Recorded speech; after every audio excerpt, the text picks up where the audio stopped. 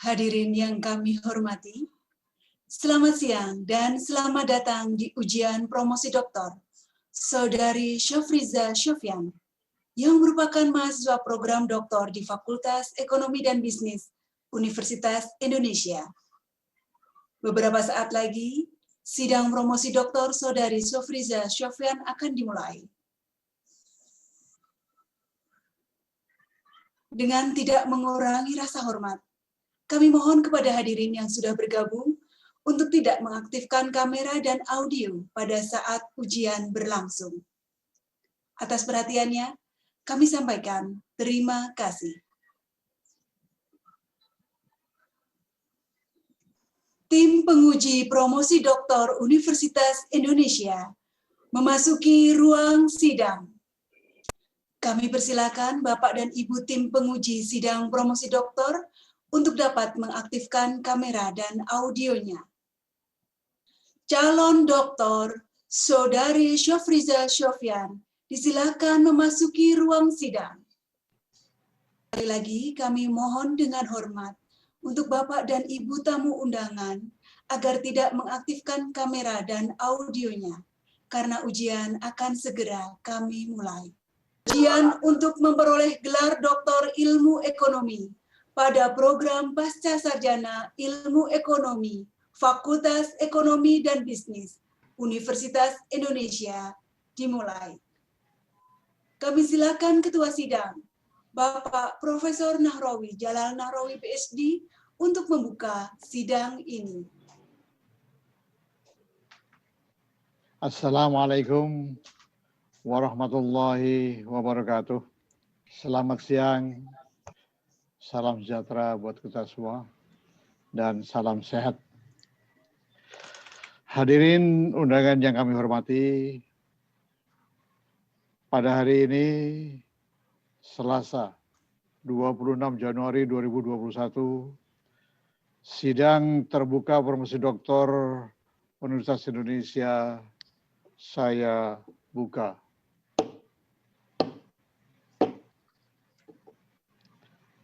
Calon doktor Saudari Syofriza Syofian, sidang terbuka promosi doktor yang saat ini berlangsung akan mengajukan pertanyaan dan sanggahan atas disertasi saudara yang berjudul Penentu Tabungan dan Peranan Kelembagaan dalam Inklusi Keuangan di Indonesia. Bapak, Ibu, dan hadirin yang saya hormati, izinkanlah terlebih dahulu saya memperkenalkan nama pembimbing dan penguji pada sidang promosi doktor hari ini. Selaku pembimbing atau promotor, yaitu Bapak Profesor Anwar Nasution, PhD. Baik, sebagai co-promotor pertama, Bapak Dr. Mahyus Ekananda. Kemudian co-promotor kedua, Bapak Dr. Iskandar Simorangkir. Silakan Pak Is. Ya. Kemudian tim penguji diketuai oleh Profesor Nahrawi, PhD, saya sendiri.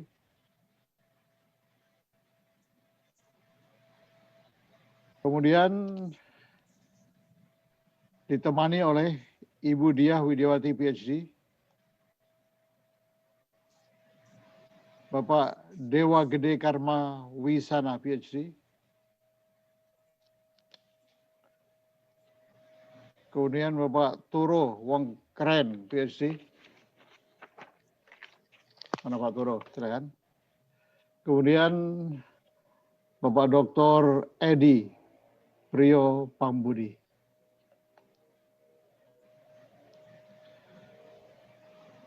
Selanjutnya saya persilakan Bapak Profesor Anwar Nasution, PhD, selaku promotor untuk memulai acara ujian. Silakan Prof. Anwar. Terima kasih, Saudara Ketua. Saudara-saudara sekalian, siang ini kita melakukan sidang promosi doktor untuk saudara Syafriza Sofyan.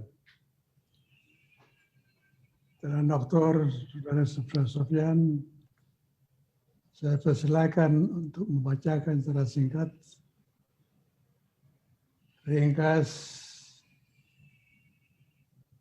ringkasan atau intisar dari disertasi saudara selama waktu 15 menit. Silakan.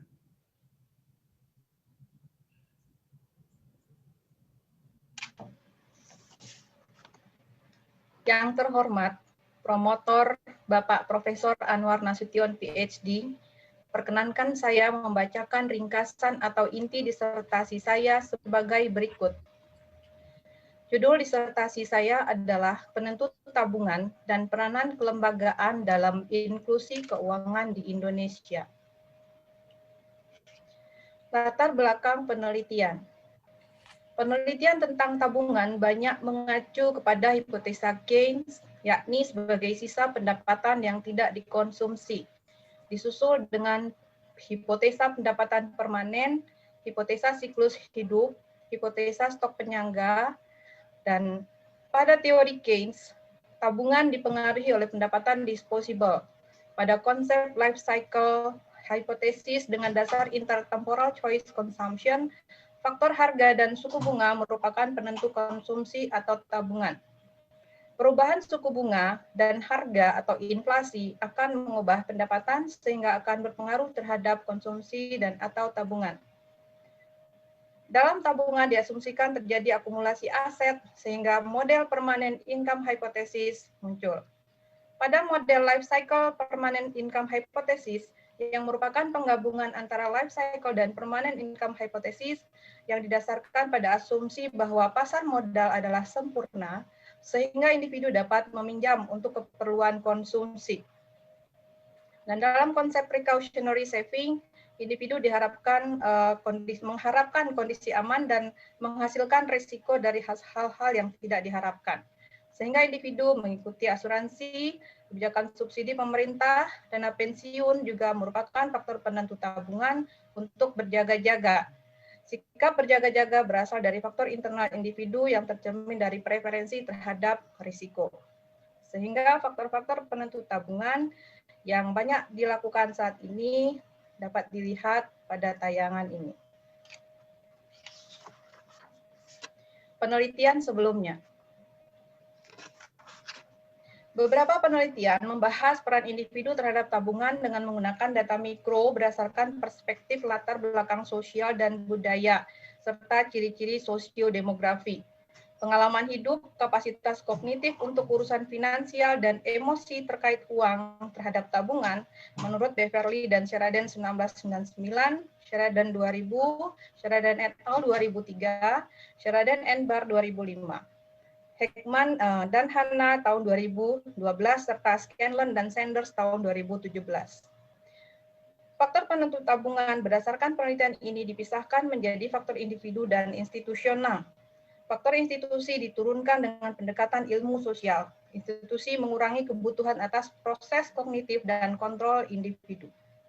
Sheridan et al. Tahun 2020 dalam penelitian Striving to Save juga menurunkan peranan institusi menggunakan pendekatan ilmu sosial berdasarkan harapan dan fokus. Pada pendekatan makro, Irabaeva 2019 dengan menggunakan data makro mengklasifikasikan penentu tabungan rumah tangga ke dalam 6 kelompok, yaitu kelompok pendapatan, demografi, indikator sosial, precautionary, fiskal, dan finansial. Sementara Grigoli et al. Yang sudah memetakan 15 hasil penelitian yang disintesakan atas bervariasinya ekspektasi korelasi dan temuan empiris, hasil sintesa menunjukkan ada 4 kelompok penentu tabungan, yaitu pendapatan, kemakmuran, kemiskinan, distribusi pendapatan, demografi sistem pensiun, kemudian pendalaman keuangan, hambatan meminjam domestik dan luar negeri, harga, risiko dan return, kebijakan fiskal, dan pengeluaran pemerintah. Ketersediaan lembaga keuangan yang berbiaya murah dengan pelayanan yang menyeluruh merupakan salah satu solusi untuk meningkatkan tabungan domestik menurut Freytag dan Vol 2013. Celah penelitian yang peneliti ajukan adalah dalam penelitian sebelumnya menerjemahkan institusi menggunakan pendekatan ilmu sosial, di mana institusi akan mengurangi kebutuhan atas proses kognitif dan kontrol individu. Sementara pada penelitian ini, peneliti menerjemahkan institusi menggunakan pendekatan biaya transaksi dan keputusan rumah tangga dalam model intertemporal consumption. Dalam biaya transaksi di konsep permintaan uang Baumol-Tobin, biaya transaksi dapat diterjemahkan menjadi biaya perjalanan ke bank, biaya perantara ke bank, dan biaya lainnya yang dapat dipengaruhi oleh kemajuan teknologi. Ketika suku bunga tinggi, maka opportunity cost memegang uang menjadi tinggi sehingga lebih baik menabung. Berdasarkan ketersediaan data, maka proksi variabel kelembagaan yang peneliti gunakan adalah jumlah lembaga keuangan formal, jarak ke lembaga keuangan formal, jumlah bantuan sosial, internet, menara BTS, dan fintech. Data ini tersedia di survei IFLS dari tahun 2000 sampai 2014.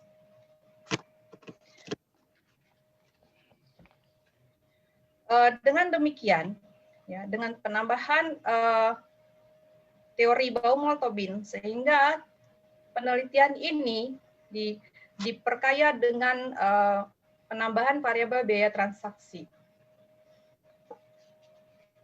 Biaya transaksi yang digunakan di dalam penelitian ini diukur dengan jumlah kantor layanan bank, kemudian jarak, kemudian waktu tempuh, biaya, ketersediaan teknologi, dan internet.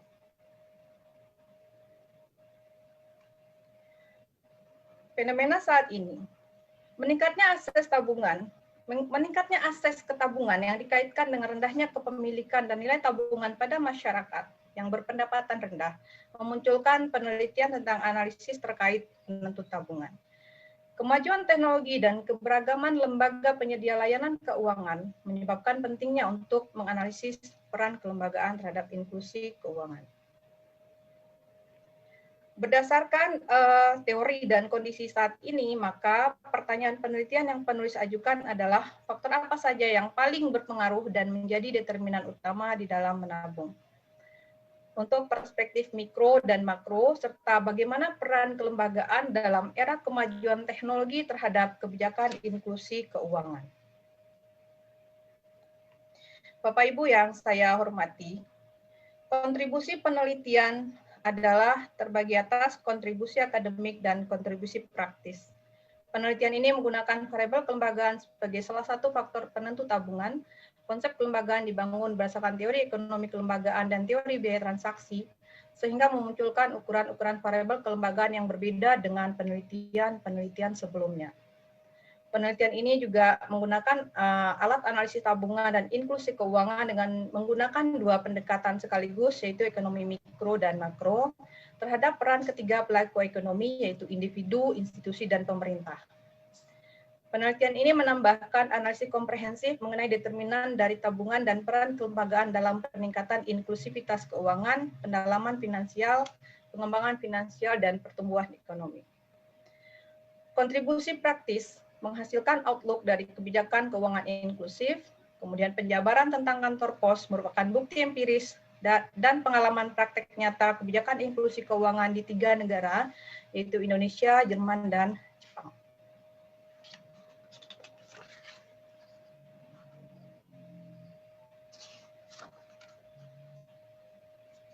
Bapak Ibu yang saya muliakan, selain mengacu kepada teori Keynes, hipotesa permanent income hypothesis, siklus hidup, dan hipotesa stok penyangga, penelitian ini juga menggunakan model permintaan uang ala Baumol-Tobin. Sehingga faktor-faktor yang mempengaruhi tabungan, selain yang sudah disebutkan di awal, ditambah dengan biaya transaksi yang diukur dengan kemudahan akses ke lembaga tabungan, jumlah kantor bank, jarak, waktu tempuh, biaya transportasi, dan ketersediaan teknologi.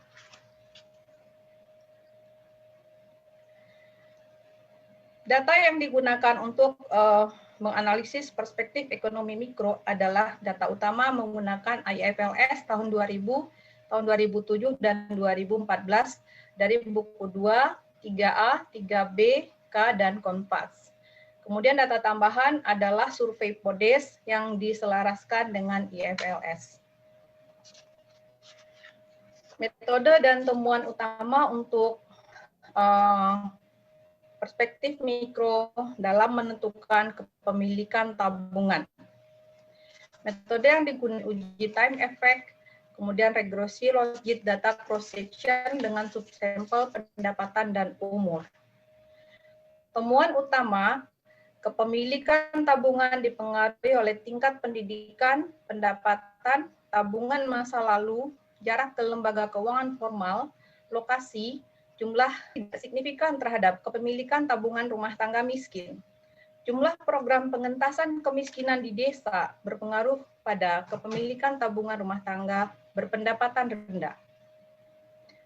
Faktor penentu tingkat tabungan dilakukan dengan metode regresi panel logit, uji time effect, regresi logit, data cross section. Temuan utama, tingkat tabungan dipengaruhi oleh semua variabel kecuali jarak ke lembaga keuangan formal, jenis kelamin kepala keluarga, dan dana pensiun. Jarak berpengaruh pada tingkat tabungan rumah tangga yang berpendapatan rendah. Ketersediaan lembaga keuangan formal lebih berpengaruh pada rumah tangga yang kepala keluarganya berusia kerja. Jumlah program pengentasan kemiskinan di desa berpengaruh pada tingkat tabungan rumah tangga berpendapatan rendah. Untuk perspektif makro, peneliti menggunakan berbagai data makro yang berasal dari berbagai sumber yang dikelompokkan atas faktor pendapatan, faktor institusi berupa jumlah lembaga keuangan secara fisik, dan variabel fintech. Dalam perspektif makro, metode yang digunakan adalah uji kausalitas Granger, kemudian regresi OLS data time series dengan model makro 1, 2, dan 3. Temuan utama, yang pertama, inflasi tidak signifikan bank berpengaruh terhadap tabungan dan total tabungan. Jumlah penyelenggara uang elektronik berpengaruh terhadap deposito. Jumlah merchant uang elektronik berpengaruh terhadap total tabungan. Untuk perspektif inklusi keuangan, data yang digunakan adalah independent variabelnya sama dengan model makro, tapi dependent variabelnya digunakan jumlah dari rekening tabungan yang dikelompokkan berdasarkan besar saldo tabungan.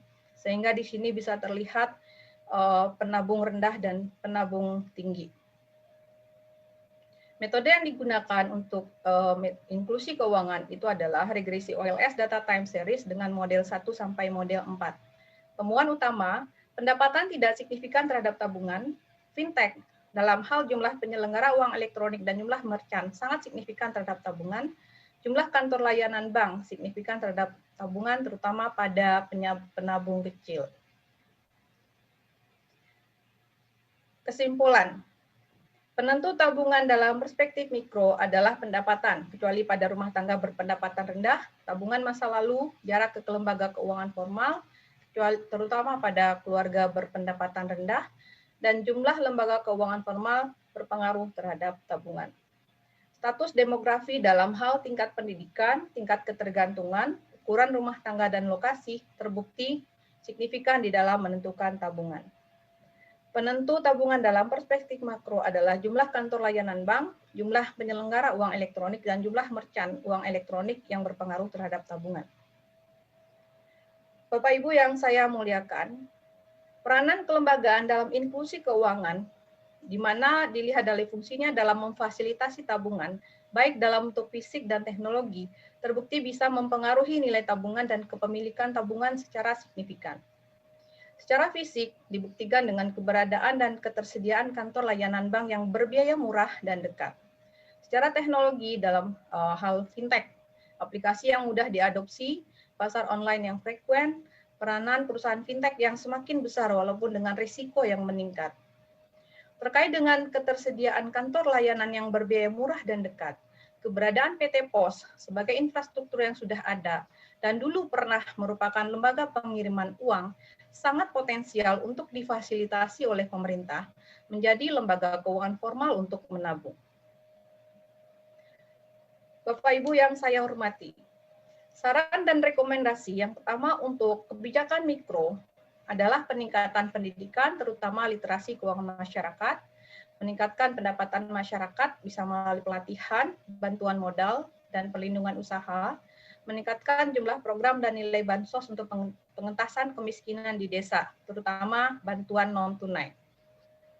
Kebijakan terkait keberadaan lembaga keuangan secara fisik, sebagai pelopor layanan pengiriman uang, kantor pos harusnya menjadi pemimpin. Menurut Nasution 2018, layanan keuangan yang diberikan oleh kantor pos atau bank pos memberikan beberapa manfaat tersendiri sebagai alternatif dari bank dalam hal penerimaan tabungan dan penyaluran investasi, menambah likuiditas di pasar finansial, pasar obligasi, dan pasar modal, sebagai dana tambahan yang bisa mengurangi defisit anggaran, membantu pemerintah dalam hal pembangunan dan pertumbuhan ekonomi melalui pelaksanaan berbagai program pemerintah, penyaluran bantuan sosial, peningkatan derajat inklusi keuangan, atau lainnya.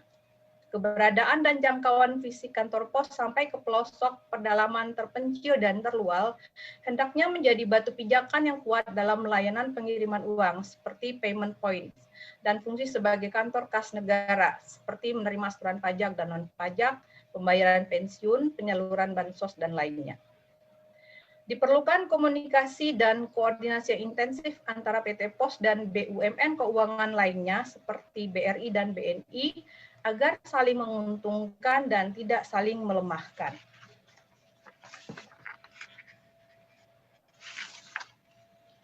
Demikian ringkasan disertasi saya sampaikan.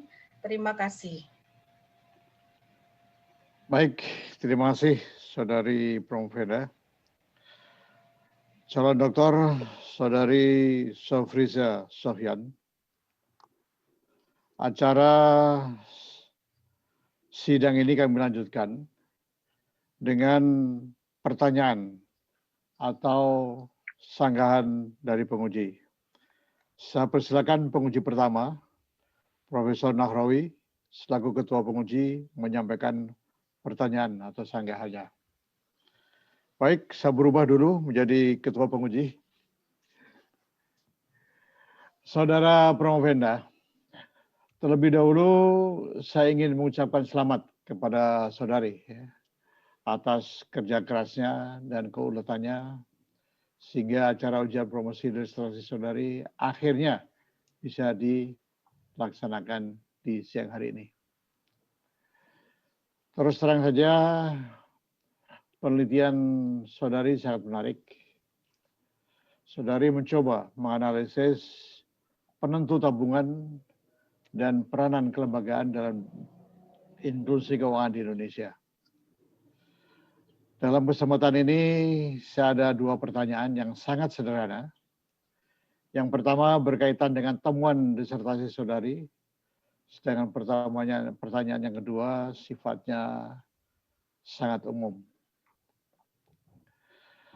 Saudari Promveda, ada temuan yang menarik dari penelitian ini yang menurut saya perlu diklarifikasi lebih lanjut.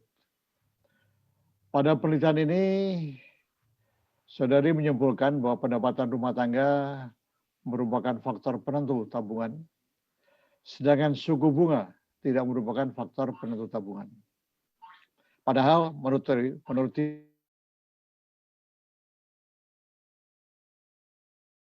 Dapatkan fasilitas bantuan sosial, memudahkan transaksi online, dan kemudahan lainnya.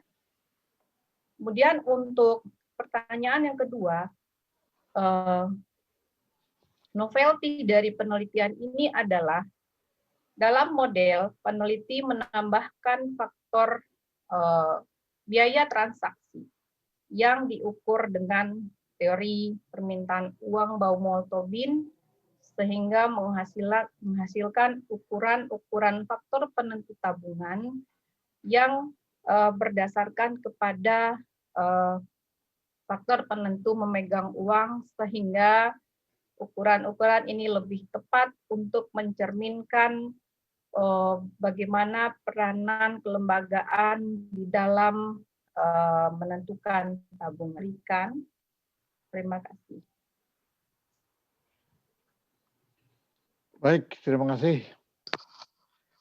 Saya akan berubah lagi menjadi ketua sidang. Saya persilakan Ibu Diah Widiawati PhD untuk mengajukan pertanyaan atau sanggahannya. Oke, terima kasih Pak Narwi. Karena saya masih dalam penanya kedua dan masih ada teman-teman saya yang lain berikutnya, jadi saya hanya akan menanyakan beberapa hal.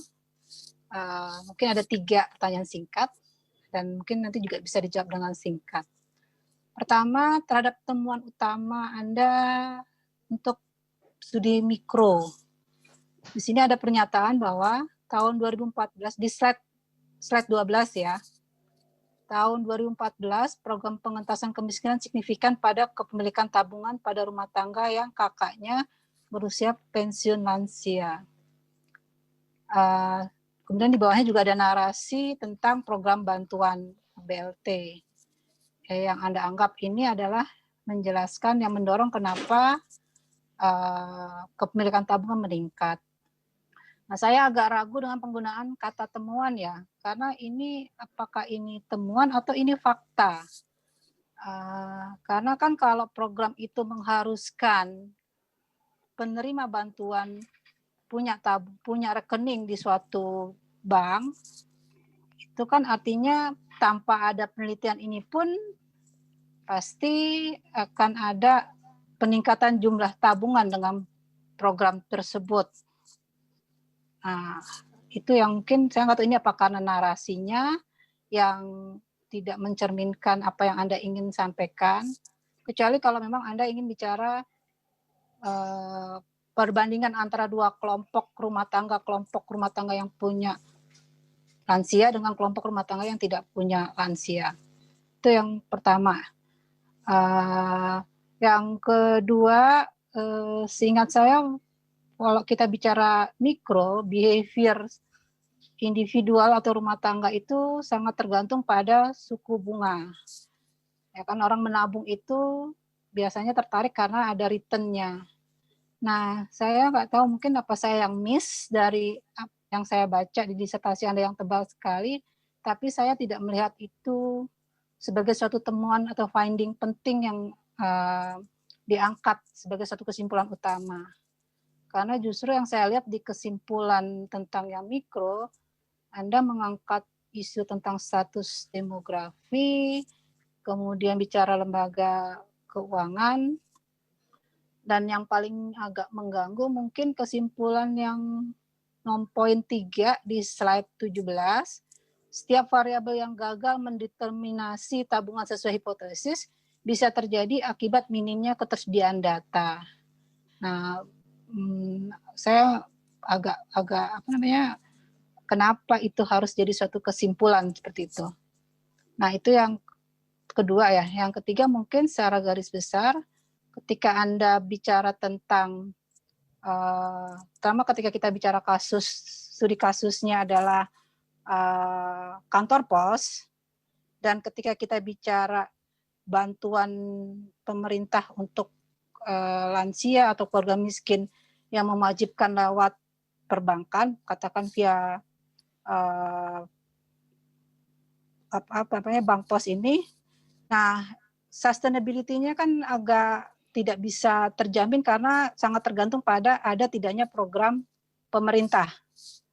Nah, tentunya di sini apa yang kemudian bisa Anda tawarkan, ya kan, sebagai suatu implikasi dari dari hasil temuan-temuan Anda ini terkait masalah sustainability kalau tadi karena terkait dengan temuan Anda bahwa faktor bantuan itu yang membuat meningkatnya jumlah pemilik tabungan. Mungkin itu 3 poin itu yang mungkin saya minta klarifikasinya. Demikian Pak Narwi sebagai ketua sidang. Silakan, Romo Venda, untuk merespons. Kepada Ibu Diah Widiawati PhD yang terhormat, perkenankan saya untuk menjawab pertanyaan yang Ibu ajukan.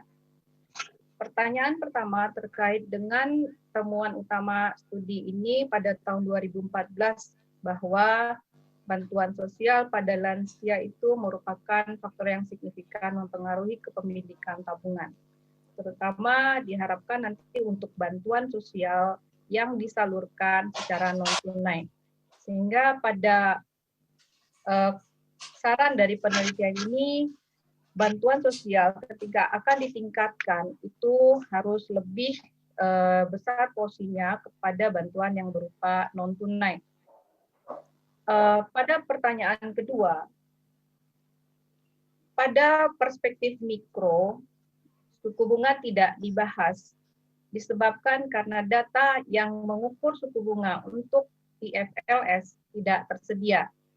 Sehingga untuk suku bunga dan variabel inflasi lainnya tidak bisa penulis masukkan ke dalam model ekonomi mikro. Keterbatasan inilah yang menyebabkan penelitian ini harus dilengkapi dengan data makro. Sehingga faktor suku bunga masuk ke dalam model makro dan model inklusi keuangan. Untuk pertanyaan yang ketiga, setiap variabel yang gagal menentukan tabungan, itu peneliti memperkirakan bahwa salah satu penyebabnya adalah ketidaktersediaan data. Karena untuk data makro, data yang tersedia itu sangat bervariasi, seperti data ketersediaan fintech. Fintech itu mulai dari tahun 2015. Sementara untuk model makro 1, peneliti memasukkan data dari tahun yang lebih panjang tanpa memasukkan faktor fintech ini. Dengan hal ini mungkin penulis memperkirakan karena kekurangan data ini menyebabkan pengaruh dari variabel yang tidak konsisten disebabkan oleh ketidaktersediaan data tersebut. Untuk faktor kantor pos terkait dengan bantuan untuk lansia yang wajib menggunakan non-tunai, dan ini tergantung kepada program pemerintah. Sebagaimana tadi peneliti mengatakan bahwa ketika PT POS dijadikan infrastruktur yang memiliki lisensi untuk bertindak sebagai lembaga keuangan atau lembaga tabungan, tentu saja PT POS ini merupakan BUMN yang memang dapat dipantau oleh pemerintah yang bisa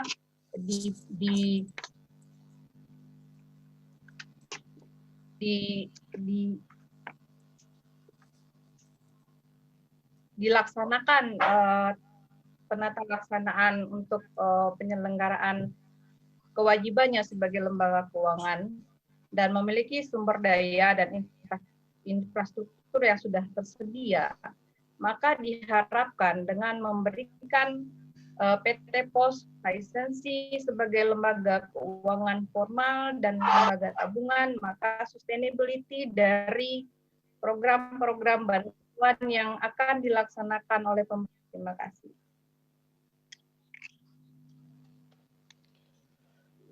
Bagaimana Bu Diah, apa sudah puas dengan respons dari Bung Rena?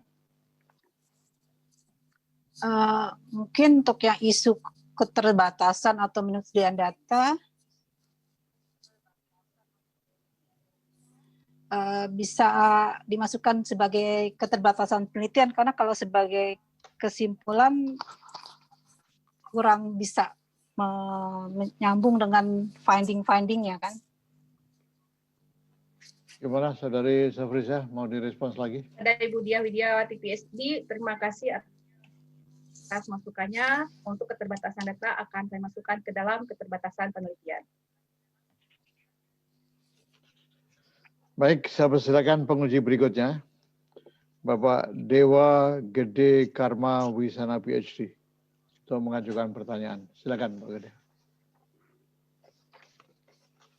Terima kasih Prof. Nahrawi atas kesempatannya. Selamat siang Bapak Ibu semua. Pertama saya ingin mengucapkan selamat untuk Saudari Syafriza atas pencapaiannya di tahap ini ya, sedikit lagi. Nah, saya ada dua pertanyaan yang umum aja, sifatnya klarifikasi sebenarnya, dan mungkin bisa dianggap sebagai saran untuk pengembangan narasi interpretasinya lebih lanjut. Pertama, pertanyaan saya adalah terkait dengan, jadi ini semua sebenarnya terkait dengan pertanyaan penelitian Anda yang ketiga, yaitu peran kelembagaan.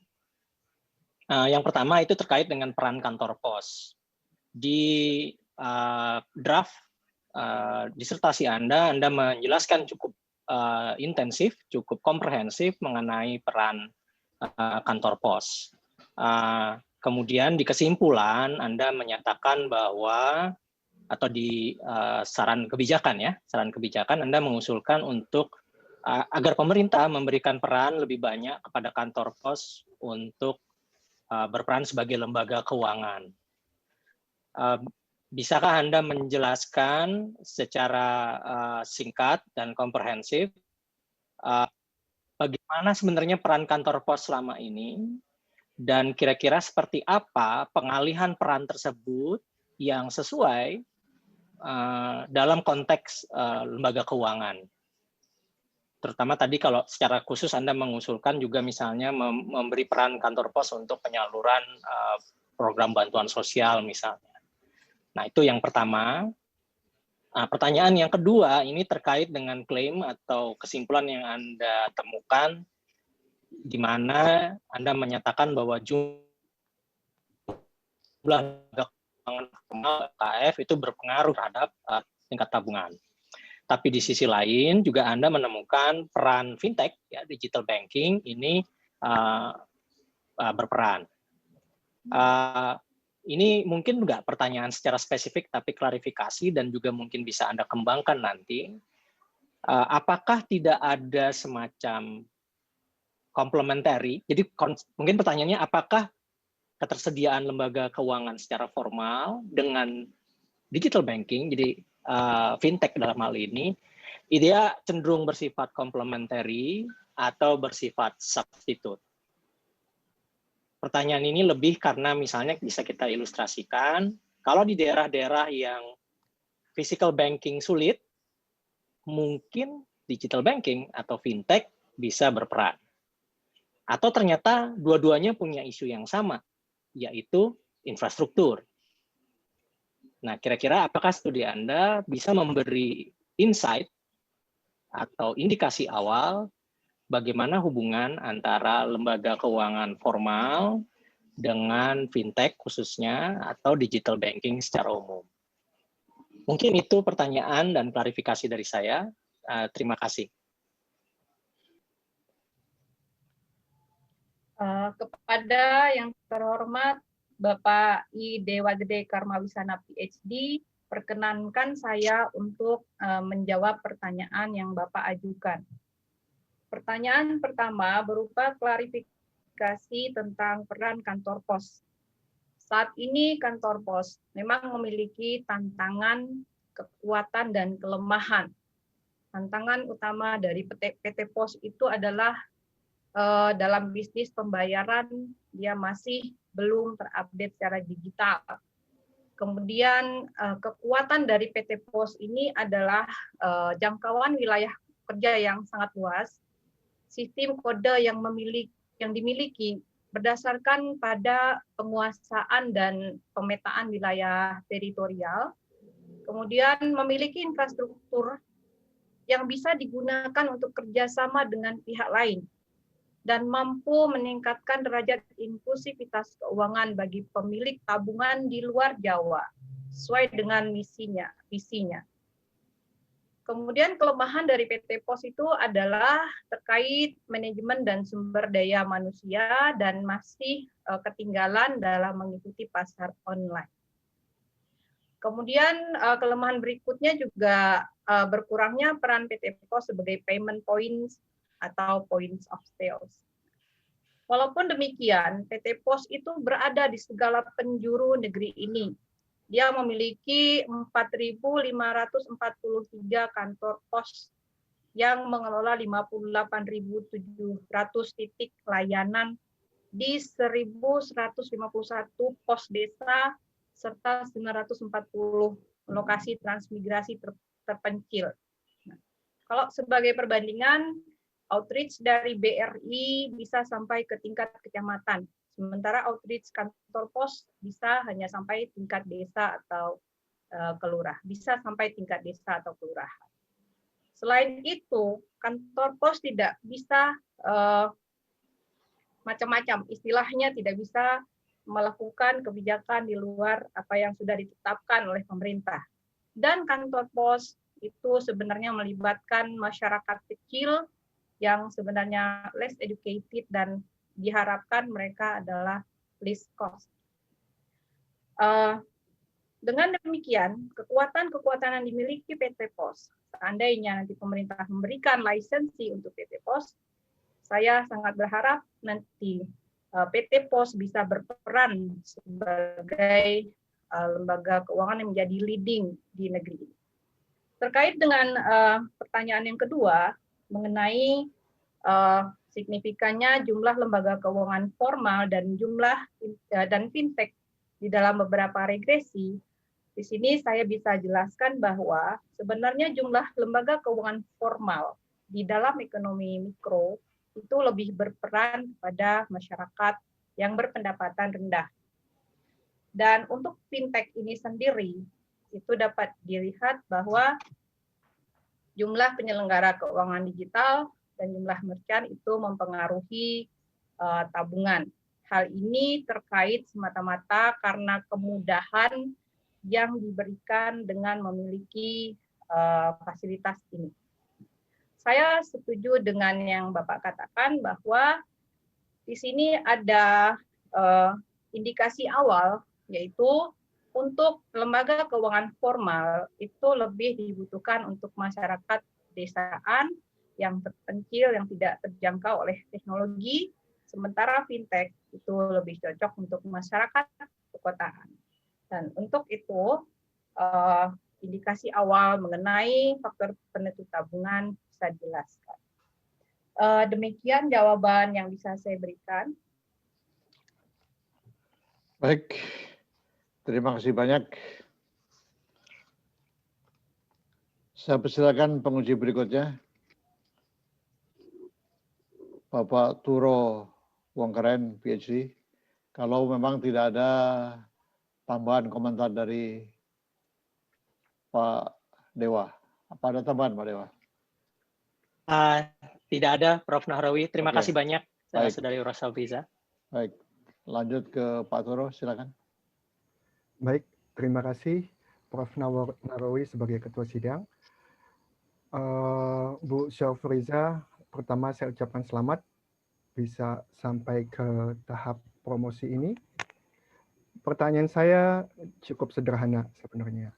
Yang pertama berkaitan dengan ada 2-3 pertanyaan tetapi semua berkaitan. Kalau kita lihat beberapa kecenderungan penduduk masa depan, misalnya nomor 1 adalah masyarakat Indonesia semakin urban. Yang kedua, dependensi rasio meningkat karena peningkatan jumlah dan proporsi penduduk lansia. Menurut Anda apa yang akan terjadi? Apa yang terjadi pada tingkat tabungan menurut penelitian Anda? Itu yang pertama. Yang kedua, di dalam literatur ekonomi kependudukan dan tabungan itu ada yang disebut second demographic dividend. Second demographic dividend itu berkaitan dengan life cycle hypothesis dan juga permanent income hypothesis, yaitu pada waktu penduduk usia menengah melihat masa depan dan dia berpikir bahwa tidak ada sistem tabungan yang sistem pensiun yang kuat di masyarakat atau di pemerintahan sehingga mereka menabung. Jadi menabung untuk masa depan. Kira-kira apakah motivasi ini terlihat juga di dalam penelitian Anda? Itu saja, terima kasih. Pada yang terhormat Bapak Turo S. Wongkeren, PhD, perkenankan saya menjawab pertanyaan yang Bapak ajukan. Mohon maaf Bapak, yang pertama saya kurang mendengar mengenai semakin tadi agak gangguan sedikit. Saya langsung Semakin ke urban, pertanyaan. Semakin urban. Baik. dan dependensi rasio yang meningkat. Yang pertama, semakin urbannya masyarakat Indonesia. Dari hasil penelitian saya, faktor penentu tabungan salah satunya adalah lokasi desa dan kota. Kota itu dan desa diukur dengan variabel DMI, menandakan kota itu 1 dan desa itu 0, itu menandakan bahwa semakin seseorang individu berlokasi di kota, maka semakin tinggi tingkat kepemilikan tabungannya dan tabungannya. Dengan demikian, dengan semakin urbannya masyarakat Indonesia, maka diharapkan tabungan dari masyarakat juga meningkat. Pertanyaan kedua terkait dengan dependensi rasio dengan meningkatnya lansia. Pada penelitian saya, dependensi rasio itu berpengaruh terhadap tingkat tabungan dan terutama pada masyarakat miskin. Semakin tinggi tingkat ketergantungan dari sebuah rumah tangga, itu menyebabkan semakin rendahnya tingkat tabungan, terutama untuk keluarga miskin. Jadi lansia di sini dianggap merupakan beban yang akan menghabiskan tingkat tabungan rumah tangga. Dengan demikian, program-program bantuan sosial tetap diarahkan kepada para penerima yang layak untuk menerimanya melalui bantuan non-tunai. Sehingga masalah peningkatan dependensi rasio dengan peningkatan jumlah lansia ini bisa diatasi. Pertanyaan yang ketiga terkait second demography dividend, di mana usia menengah melihat masa depan. Menurut saya, dari hasil penelitian ini, salah satu faktor penentu tabungan berupa lembaga keuangan formal dan lembaga keuangan berupa teknik. Itu lebih besar peranannya kepada hidup berusia lebih muda, itu akan memiliki tingkat tabungan yang lebih tinggi. Dan ketika dikaitkan dengan perkembangan teknologi, maka pilihan-pilihan menabung akan sangat banyak, sehingga ketika peningkatan fintech di Indonesia diselaraskan dengan pengawasan yang baik, itu akan menyebabkan peningkatan kepemilikan tabungan, terutama untuk yang usia menengah ke atas. Demikian jawaban yang bisa saya berikan. Baik, gimana Pak Turo? Apakah sudah terpuaskan? Itu saja Pak, terima kasih. Baik.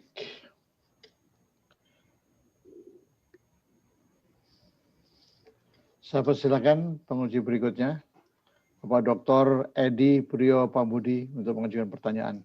Silakan, Pak Edi. Suaranya Pak Edi.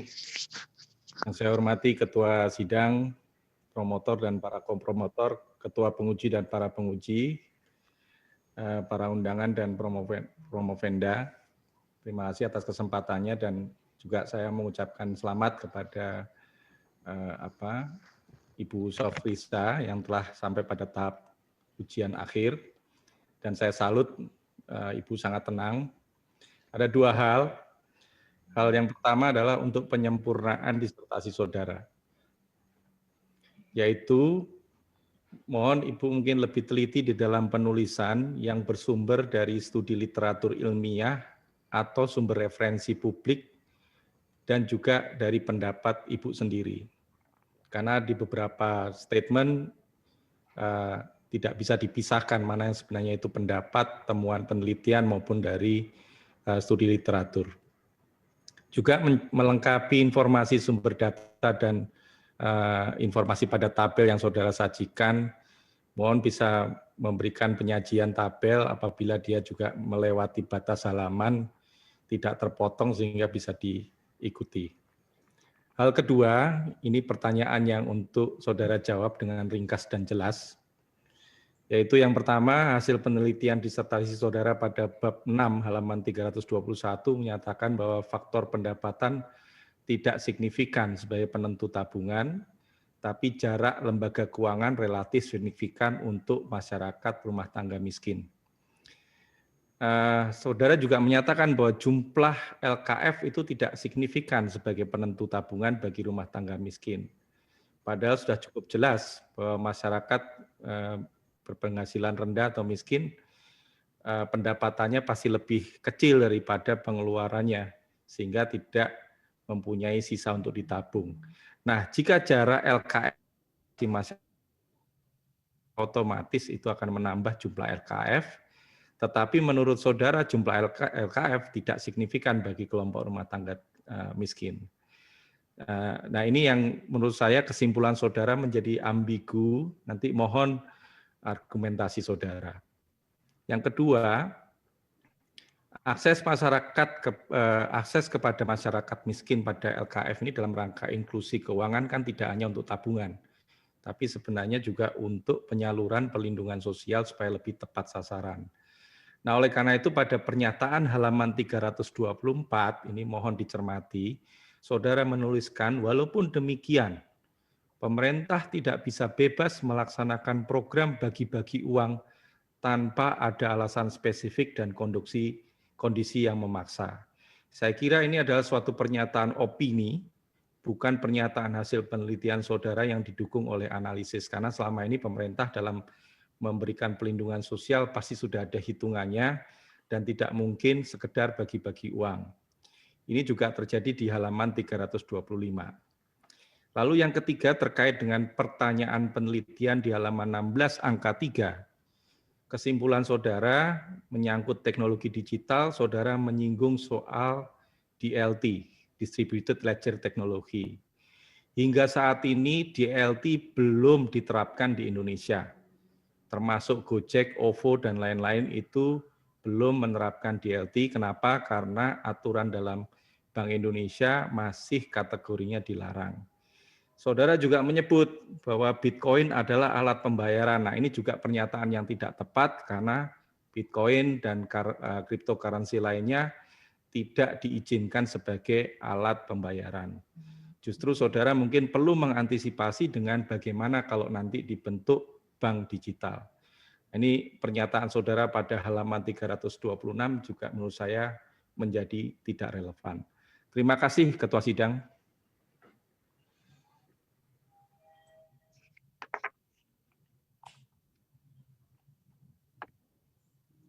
Yang terhormat Bapak Dr. Edi Priopambudi, perkenankan saya untuk menjawab pertanyaan Bapak.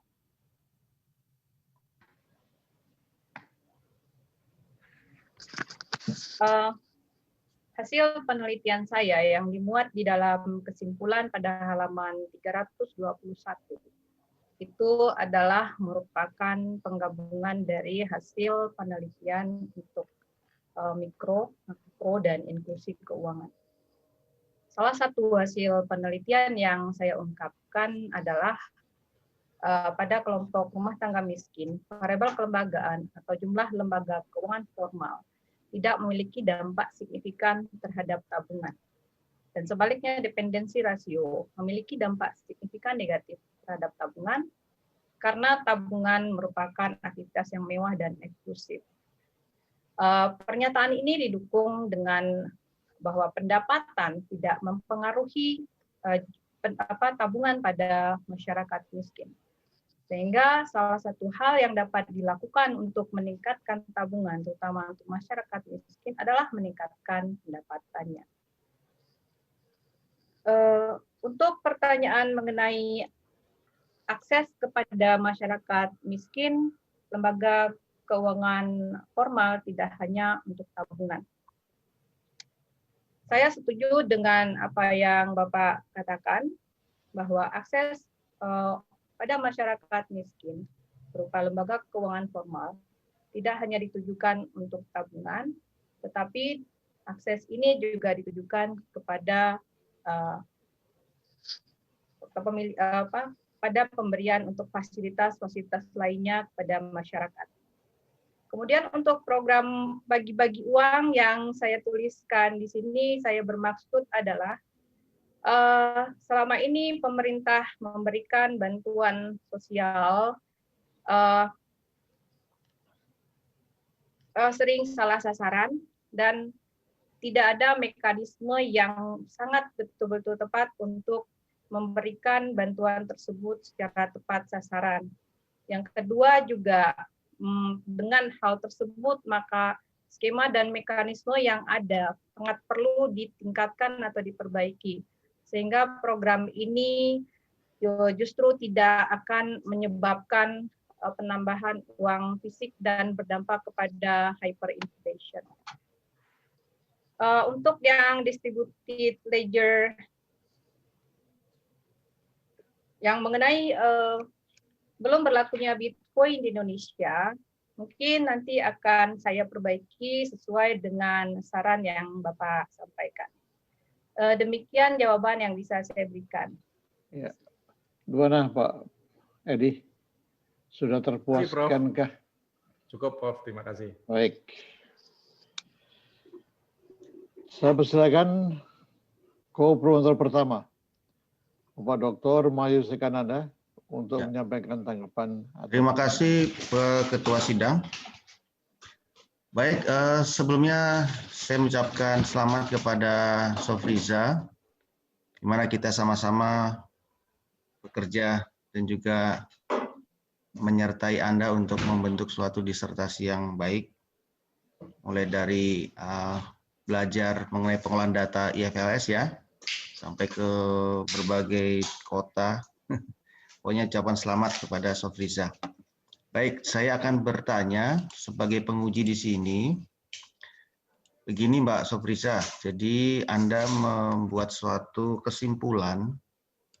Jadi dalam kesimpulan itu sebagian besar ingin saya tanyakan. Yang pertama adalah bagaimana Anda bisa menyimpulkan bahwa berbagai faktor, terutama yang cashless, yang seperti model fintech, kemudian juga cashless seperti DLT, itu Anda hasilkan.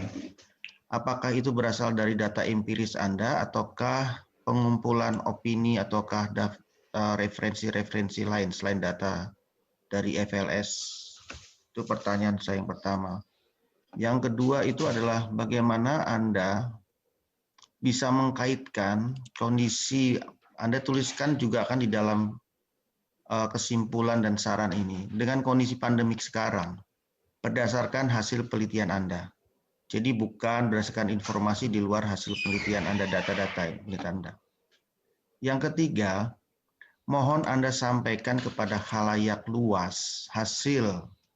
Jadi dengan bahasa yang lugas, bahasa yang tidak terlalu akademik ya, bahasa yang lugas, bahasa yang sederhana, keterkaitan atau bagaimana penelitian ini bisa menjawab kecenderungan penggunaan teknologi sekarang sehubungan dengan judul Anda kan berhubungan dengan masalah teknologi, masalah pembayaran, masalah tabungan dan lainnya.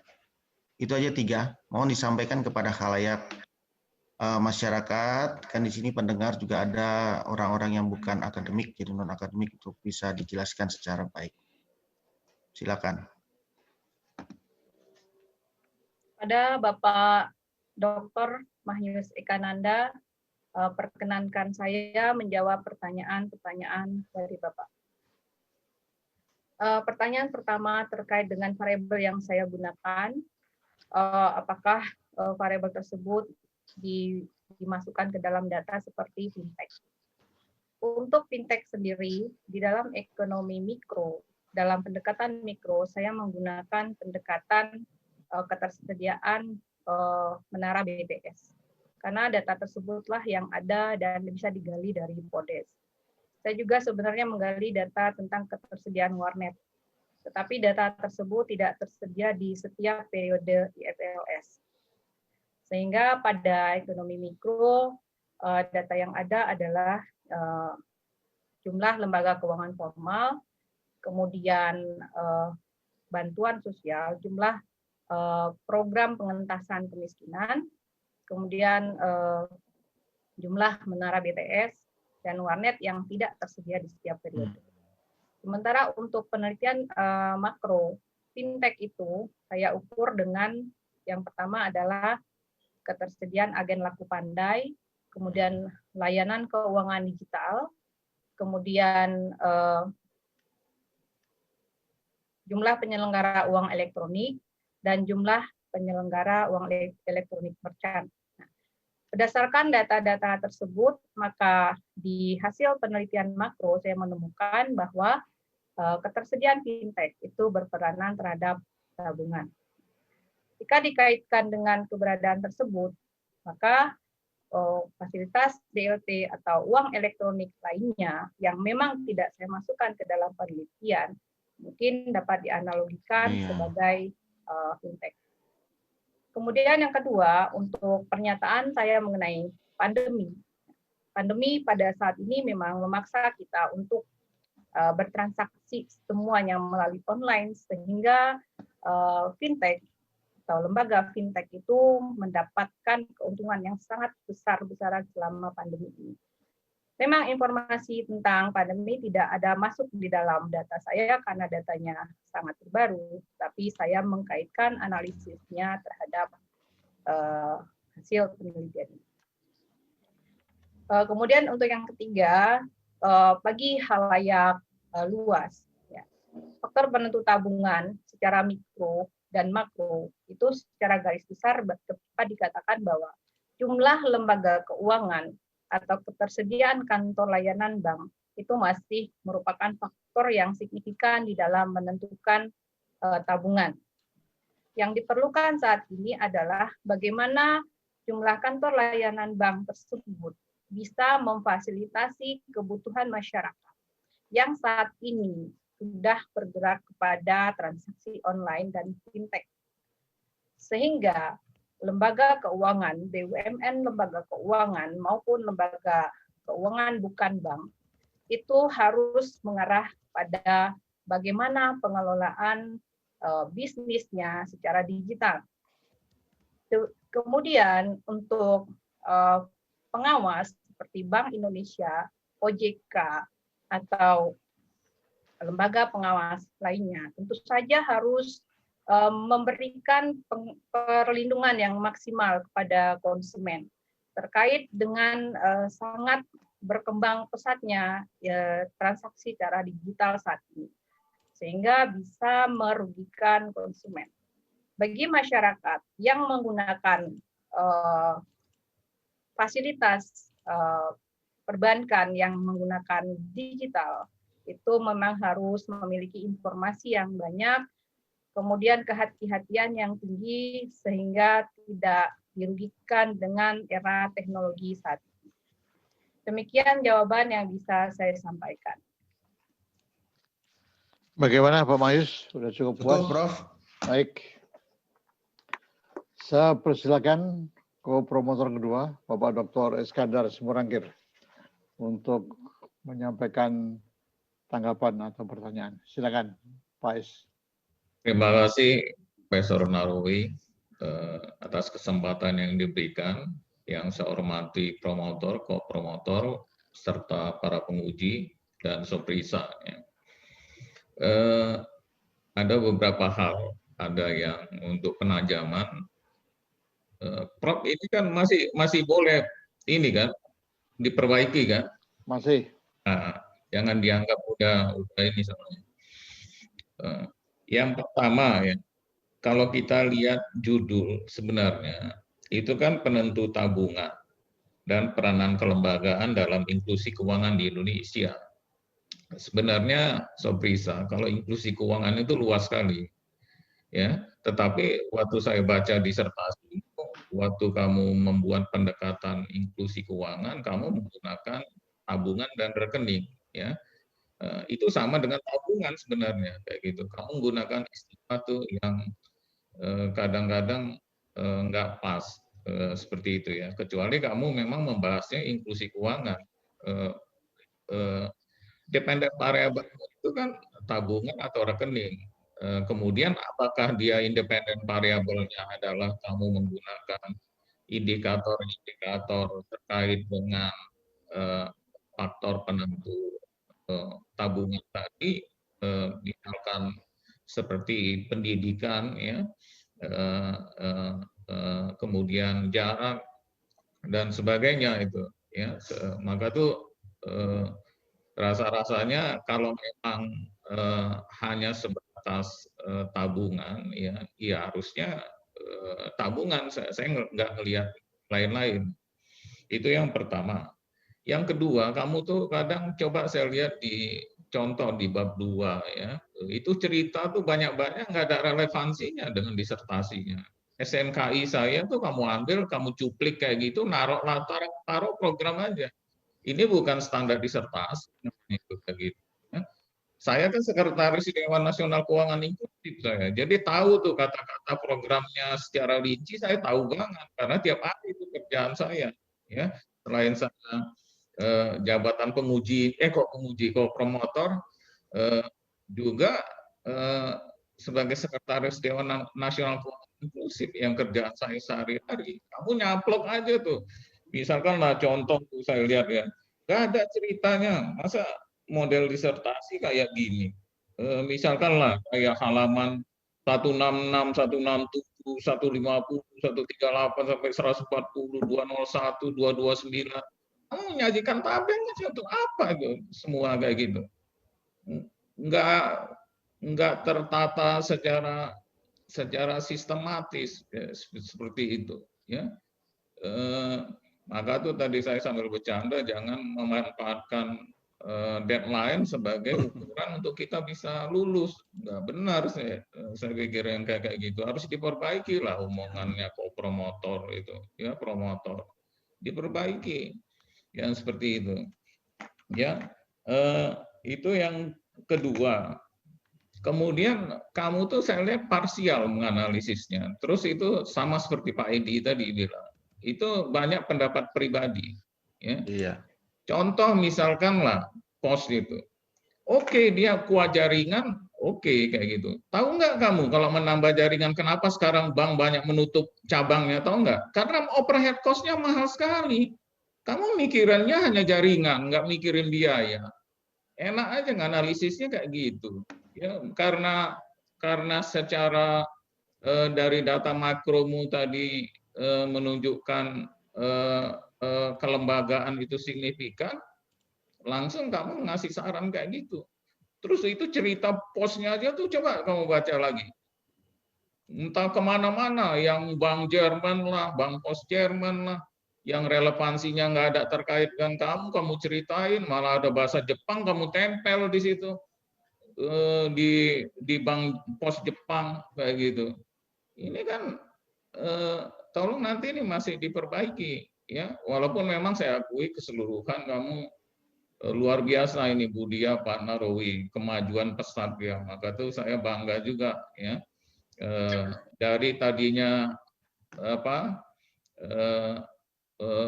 Ya masih scratch lah gitu. Ini hasilnya dengan ujian promosi ini udah baik sekali saya pikir. Kemajuanmu kalau saya karena kebiasaan dulu juga dosen sempat, ya, di Politeknik diajari 10 bulan saya cara mengajar, itu saya lihat progresnya seseorang, saya ngelihat tuh kemajuannya, bukan hasil akhirnya kalau saya dari dulu, ya.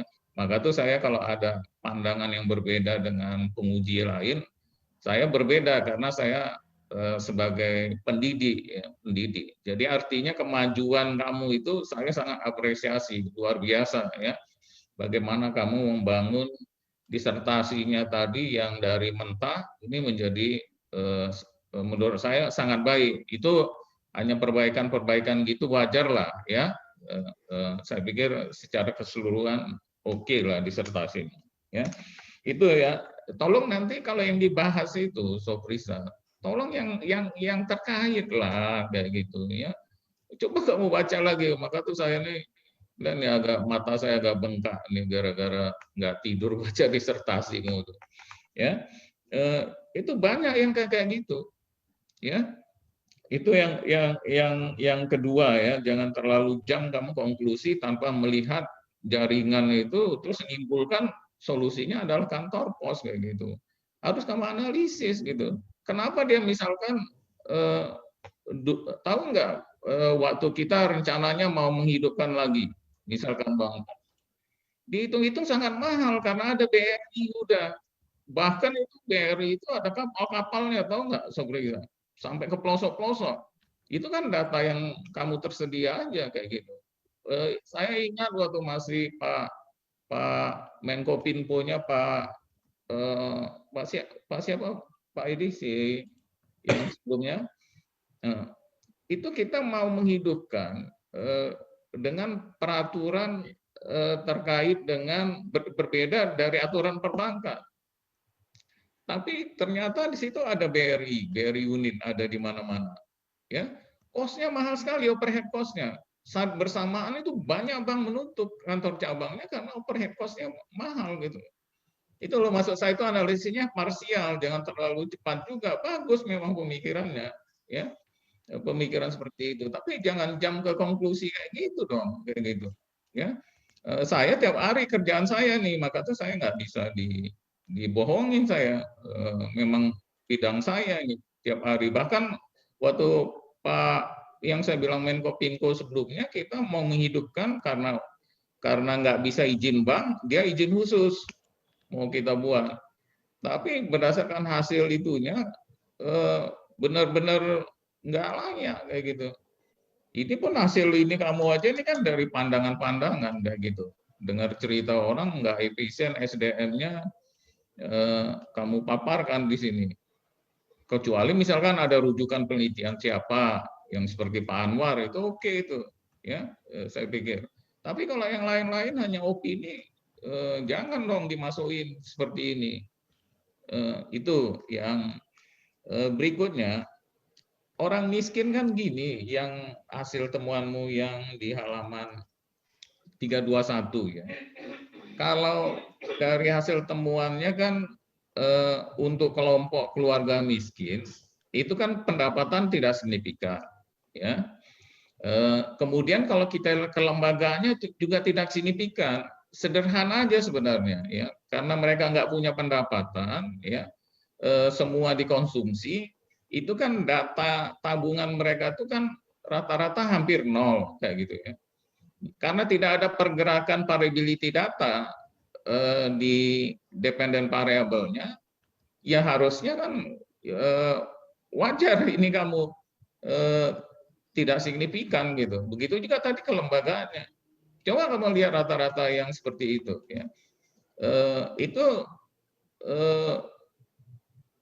kamu nggak melihat apa lebih jauh menganalisisnya seperti itu ya.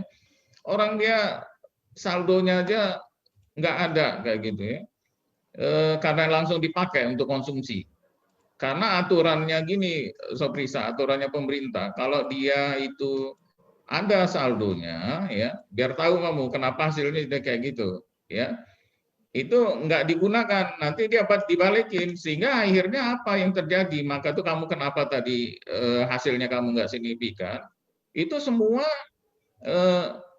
mereka konsumsi, karena nanti ditarik dia lagi, kan sayang dia. Maka tuh kenapa kalau kamu lihat itu yang rumah tangga miskinnya tadi itu rata-rata tabungannya itu hampir mendekati nol, karena nggak ada variasi di dalam tabungannya.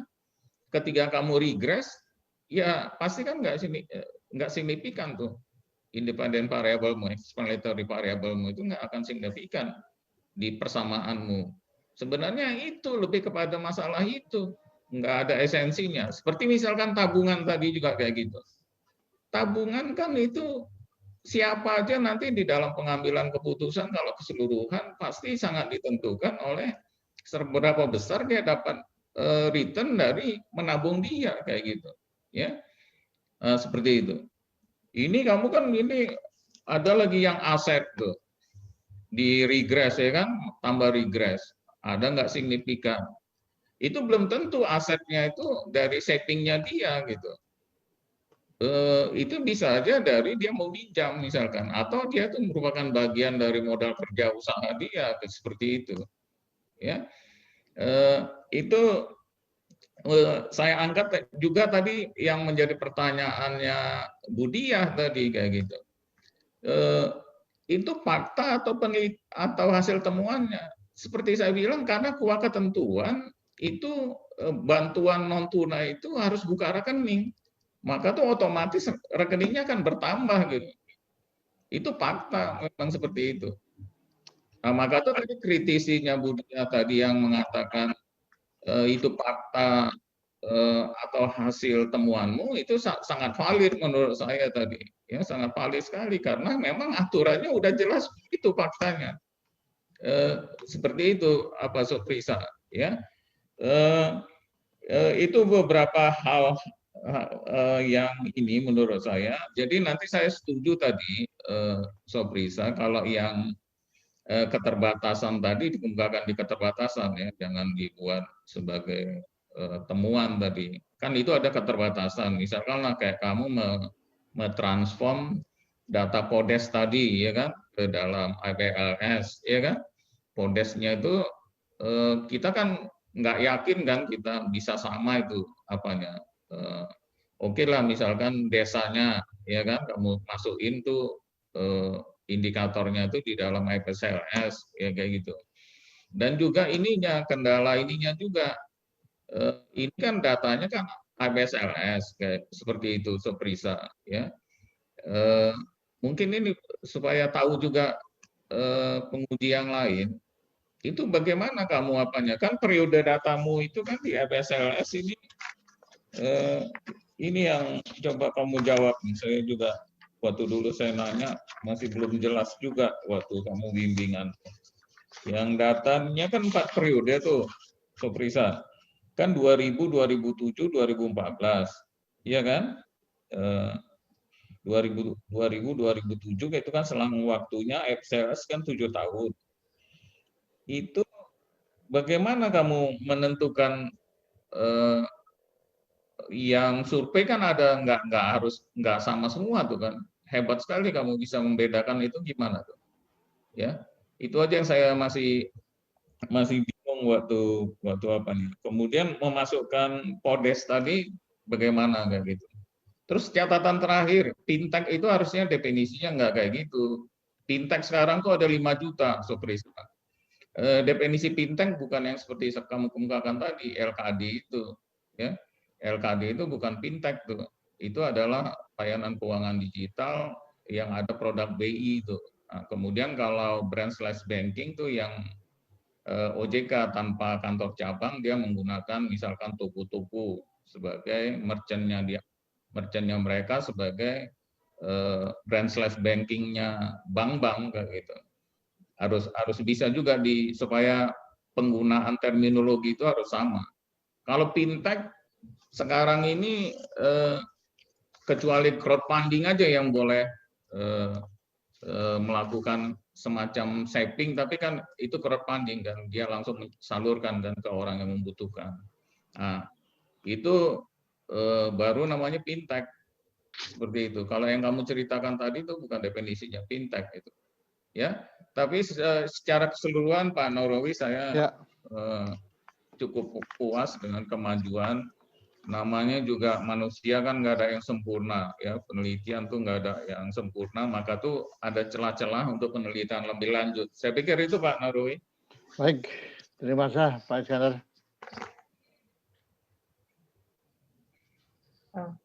Kepada yang terhormat Bapak Dr. Iskandar Simorangkir, izinkan saya menjawab satu pertanyaan Bapak mengenai data PODES. Jadi beberapa variabel yang saya observasi di dalam penelitian ini memang harus diproksi dengan survei PODES yang dilakukan oleh BPS tiap 3 tahun sekali.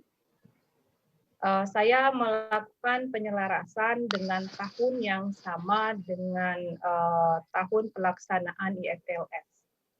Kemudian untuk menyelaraskannya, saya tidak melakukan per individu, tetapi saya melakukannya penyelarasan dalam desa. Jadi kalau saya mau mengukur berapa jumlah BTS, maka di dalamnya yang bisa diukur adalah persentase desa dalam satu kecamatan yang memiliki BTS. Demikian juga dengan warnet, persentase desa dalam satu kecamatan yang memiliki warnet. Demikian jawaban yang bisa saya berikan. Terima kasih. Oke, ya, udahlah, udah cukup. Gimana, Karena kan udah Pak Is? sering, saya pikir Sudah udah terpuaskan? cukup karena udah sering komunikasi sama dia. Itu aja ya, cuman diperhalus lagi ya, karena itu terlalu kasar ya data-datanya itu. Kalau yang relevan, buang aja tuh ya. Itu aja supaya lebih bagus apa penyajian disertasinya. Saya pikir itu Pak Narawi. Baik, terima kasih Pak Is. Waktu habis, ujian telah selesai. Ujian telah berakhir. Izinkanlah kami mengadakan sidang tertutup untuk melakukan penilaian dan sidang kami skos untuk beberapa saat.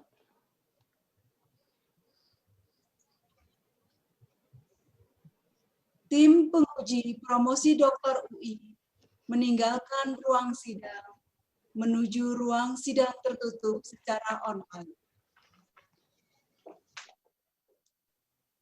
Hadirin yang kami hormati, kami mohon menunggu beberapa saat untuk mengikuti sidang selanjutnya dan mohon tidak meninggalkan ruang sidang promosi doktor ini karena tim penguji promosi doktor akan kembali pada ruang sidang online.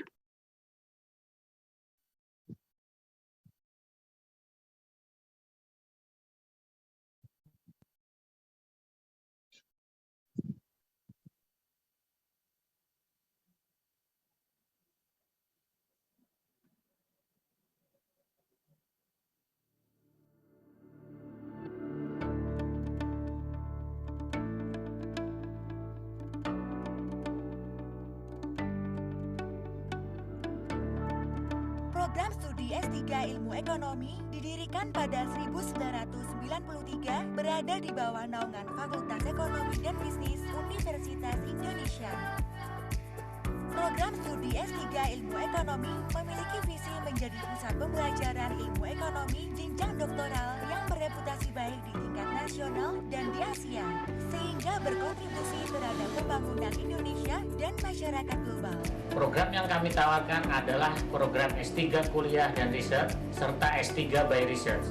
Tujuannya adalah program S3 Ilmu Ekonomi dapat berkontribusi dalam menghasilkan penelitian ilmiah bidang ekonomi yang berkualitas dengan landasan kerangka teoritis dan metode empiris yang tepat dan terkini dengan mempertimbangkan aspek inter, multi, dan transdisiplin.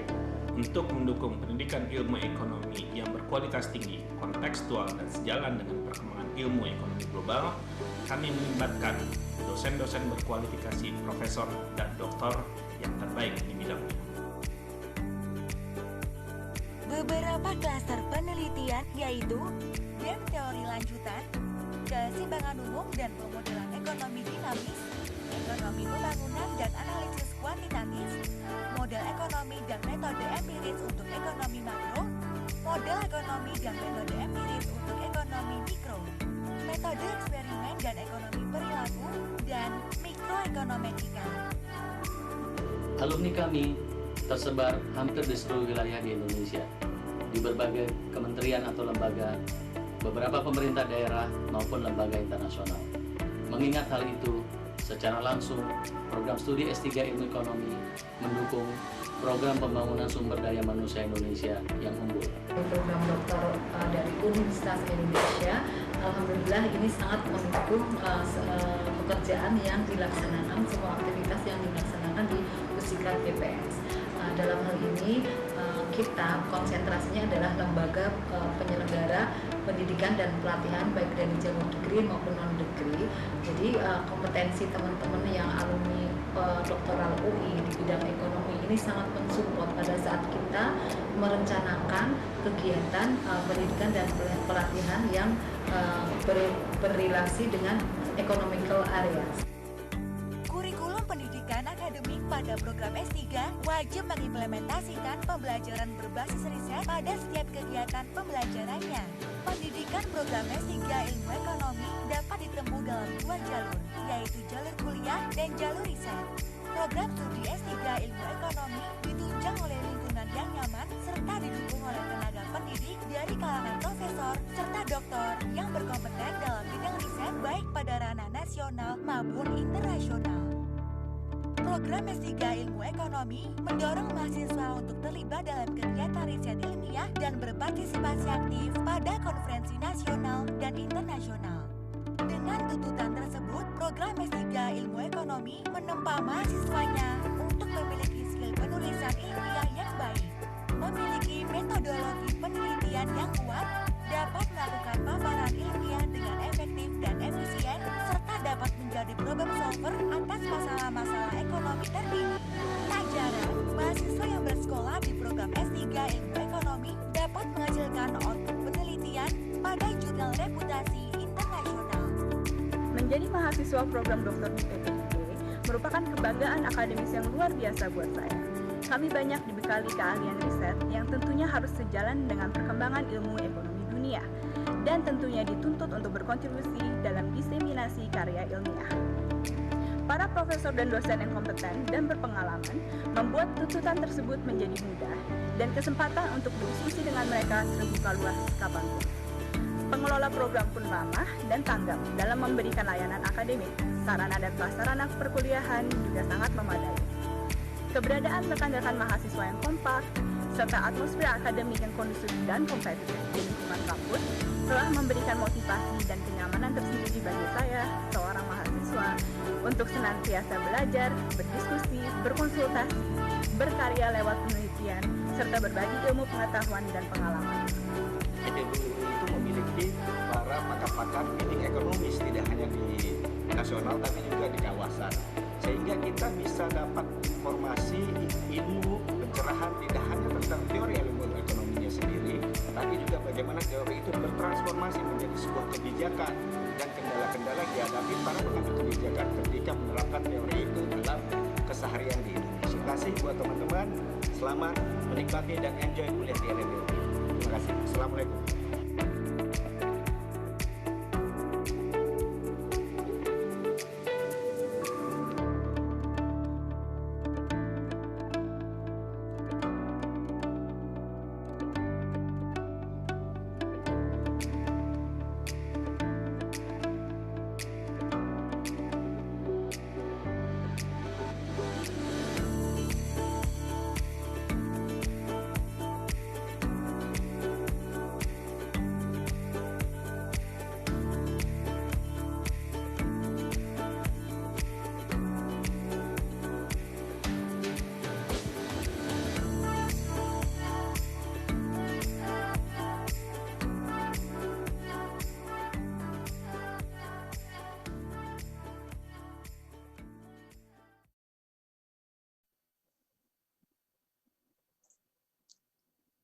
Hadirin yang kami hormati, tim penguji promosi doktor Universitas Indonesia memasuki ruang sidang.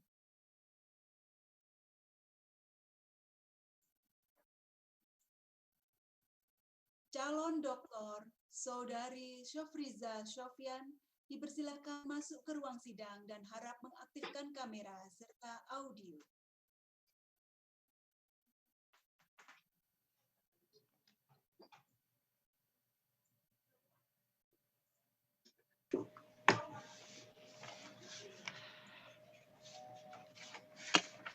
Calon doktor Saudari Syofriza Sofyan. Kami telah mempelajari disertasi yang saudari ajukan. Kami juga telah memperhatikan pembelaan saudari atas pertanyaan dan sangan dari pihak kami semuanya. Promotor yang diketuai oleh Profesor Anwar Nasution, PhD, telah menyampaikan keterangan mengenai pengembangan keahlian saudari, dan program studi telah pula melaporkan hasil ujian proposal riset, ujian hasil riset, dan publikasi artikel ilmiah saudari. Berdasarkan semua itu, tim penguji memutuskan untuk mengangkat saudari Syafriza Sofyan menjadi doktor dalam program studi ilmu ekonomi dengan yudisium memuaskan. Kami ucapkan selamat kepada Dr. Syafriza Sofyan atas gelar yang saudari peroleh.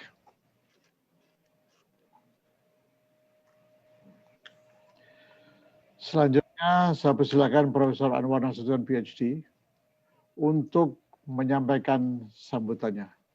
Silakan, Prof. Saudara Syafriza, saya ucapkan selamat. Anda telah selesai dan boleh menggunakan gelar doktor. Tapi kalau saya berpendapat, disertasi Anda ini masih banyak perlu diperbaiki ini. Perbaikan yang pertama, karena ini menyangkut tabungan kecil, tidak ada pembahasan mengenai lembaga tabungan desa. Ya. Nah ini di Bali, di Jawa Tengah, di Sumatera Barat, besar sekali peranannya itu. Lembaga simpanan desa itu. Nah, tingkat suku bunga kan bisa ditanya sama OJK, bisa ditanya sama Bank Indonesia. Ya, jangan mengatakan tinggi suku bunga nggak ada pengaruhnya sama sekali. Salah itu. Ya, salah itu. Nah, OJK juga punya tabungan penutup lembaga simpanan pedesaan. Saya kira ditanyakan itu. Jangan malu bertanya pada OJK dan pada Bank Indonesia. Yang kedua bahwa saya kira Anda tidak memahami apa makna dari fintech itu. Fintech itu mempengaruhi dua hal. Satulah biaya transaksi. Jarak itu harus dipendekkan. Saya punya bank di Singapura sekarang ini. Tidak perlu ke Singapura. Sekarang dengan laptop, dengan HP bisa pindah-pindahkan bank. Ya. Jadi tidak perlu harus jauh. Nah yang kedua, bahwa fintech itu mempengaruhi ongkos transaksi, biaya transaksi. Nah, dan kecepatannya, dan kecepatan melakukan transaksi itu. Jadi sangat mudah. Itu menyebabkan kenapa tadi dikata oleh Pak Iskandar, bank-banknya tutup. Karena harus cukup dengan laptop atau dengan HP orang punya melakukan transaksi perbankan. Ini saya kira yang perlu diingat itu. Ya. Nah, yang ketiga, fintech ini dimulai dengan RTGS, Real Time Gross Settlement, milik Bank Indonesia itu.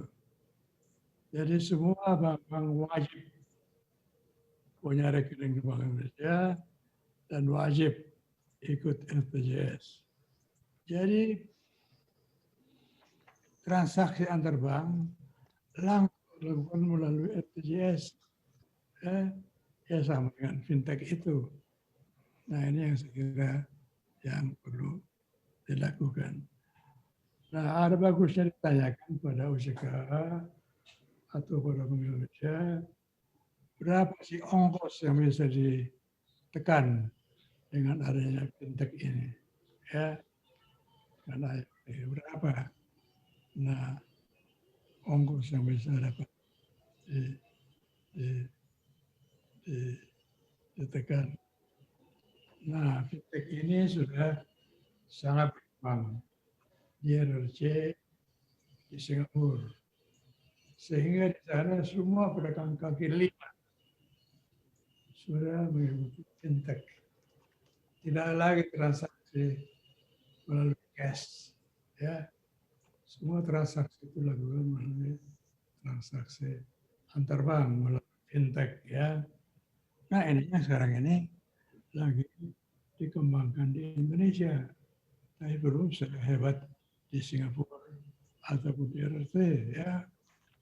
Nah, jadi semua pedagang-pedagang kaki lima itu lambat laun ikut fintech dan tidak perlu lagi transaksi pakai uang tunai, ya. Cukup dengan transaksi antar bank ini. Nah, ini saya kira yang perlu diingat itu. Ini yang saya kira ini penting sekali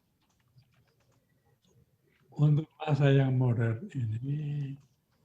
Fintech ini masa depan, ya, masa depan yang kita akan alami sampai dengan tingkat pedagang kaki lima, sama dengan pedagang bawah, tukang tahu, ya, tukang tempe, tukang sayur, semuanya fintech kalau sudah di Cina ataupun Singapura. Ini lambat-lambat akan kemari, ya, akan kemari. Nah, ini yang perlu dilakukan penelitian berlanjut. Saya kira terima kasih, Prof. Anwar.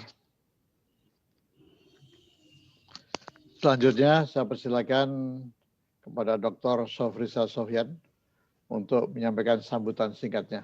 Silakan. Bismillahirrahmanirrahim. Assalamualaikum warahmatullahi wabarakatuh. Waalaikumsalam. Alhamdulillah, saya panjatkan kehadirat Allah Subhanahu wa Ta'ala ya atas kesehatan, kesempatan dan rahmatnya sehingga saya dapat menyelesaikan perkuliahan dan disertasi ini walaupun memerlukan waktu yang begitu lama, yaitu sekitar 6,5 tahun. Pada kesempatan ini, saya ingin menyampaikan ucapan terima kasih kepada Bapak Profesor Anwar Nasution, PhD, sebagai promotor saya. Seorang profesor senior yang mengajarkan kepada saya setidaknya 3 hal penting. Yang pertama, ilmu dan wawasan beliau yang begitu luas. Kedua, disiplin yang begitu tinggi. Dari 100% saya datang ke rumah beliau, selalu siap dengan penampilan yang begitu rapi sebelum waktu yang telah dijanjikan. Dan semua hal yang dijanjikan sebelumnya, beliau ingat semuanya. Dan yang ketiga, sifat bijaknya yang luar biasa dalam menghadapi khususnya saya yang mempunyai keterbatasan ilmu. Kemudian kepada Bapak Dr. Mahyus Ekananda sebagai kopromotor. Beliau mengajari saya bagaimana melakukan riset dengan cara dan metode yang tepat. Buku-buku yang beliau buat mengenai ekonometrika sangat bermanfaat bagi saya untuk menyelesaikan disertasi ini. Dukungan dan kemurahan hati beliau menyemangati saya untuk bisa menyelesaikan studi ini. Kemudian kepada Bapak Dr. Iskandar Simorangkir sebagai kopromotor. Di sela kesibukan beliau yang luar biasa sebagai Deputi 1 Bidang Koordinasi Ekonomi Makro dan Keuangan Kemenko, beliau selalu memberikan waktu untuk membimbing saya. Beliau juga menunjukkan dan mengajari saya tentang metode penelitian yang tepat, serta data-data khususnya tentang data inklusi keuangan. Hal ini bukan saja bermanfaat untuk disertasi saya, tetapi juga untuk riset-riset saya di Universitas Trisakti dan di luar Trisakti. Ketegasan dan kelembutan hati beliau membuat saya tidak pernah kehilangan semangat untuk menyelesaikan disertasi ini. Bahkan 2 jam sebelum sidang ini terlaksana, beliau masih menghubungi saya dan memberikan bimbingan-bimbingan yang sangat bermanfaat. Kemudian kepada tim penguji yaitu Bapak Profesor Nahrawi Denahrawi PhD selaku Ketua Tim Penguji, selanjutnya Ibu Diah Widiawati PhD, Bapak I Dewa Gede Karma Wisana PhD, Bapak Turo S. Wongkaren PhD, Bapak Dr. Edi Priyo Pambudi selaku anggota tim penguji. Selama proses ujian, mulai dari ujian proposal, seminar hasil penelitian, ujian hasil penelitian, dan ujian promosi hari ini, bukan sekedar menguji apakah saya pantas lulus atau tidak, tetapi juga mengajari, membimbing, serta mengarahkan bagaimana menjadi intelektual yang baik, sekaligus memiliki kepribadian yang kuat. Kepada Bapak Insinyur Sugiharto Safwan, MA, PhD, selaku mantan Ketua Program Pasca Sarjana Ilmu Ekonomi, yang telah memberikan fasilitas akademik dan menyemangati saya untuk segera menyelesaikan studi. Kepada Ibu Diah Widiawati, PhD, selaku Ketua Program Pasca Sarjana Ilmu Ekonomi, yang telah memberikan fasilitas dan prasarana akademik, serta memperlakukan saya dengan sangat baik selama menjadi mahasiswa S3 di PPIE UI. Kepada Bapak Dr. Joni Hartono, selaku Sekretaris Program Pasca Sarjana Ilmu Ekonomi yang pernah mengajari saya bagaimana menulis artikel untuk menghasilkan publikasi yang baik. Kemudian kepada semua dosen PPIE yang telah mengajari saya begitu banyak ilmu pengetahuan. Kepada suami tercinta, Dr. Bahtiar Usman MM, yang kebetulan juga alumni S3 PPIM UI untuk manajemen keuangan, yang mengajarkan saya satu hal penting, yaitu selalulah punya prasangka baik terhadap dosen-dosen UI. Karena para dosen UI ini bukan memberatkan atau mempersulit, tetapi standar yang mereka tetapkan yang sangat tinggi. Kemudian kepada anak-anakku tercinta, Ananda Haifa Fadila Ilma, sarjana teknik, yang selalu menyindir mamanya karena dia sudah tamat SMA, sudah tamat kuliah di Teknik Informatika ITB, sudah dapat pekerjaan, tapi mamanya belum tamat-tamat juga. Kemudian kepada Nanda Muhammad Hanif Fajri yang bingung kenapa mamanya tidak tamat-tamat kuliahnya. Sejak SMP bahkan saat ini sudah hampir semester 4. Anak kembar saya Khalida Rizkika Maryam dan Khairin Rizka Isa yang tidak percaya kalau mamanya kuliah karena sejak SD sampai saat ini mereka kelas 1 SMA belum selesai juga.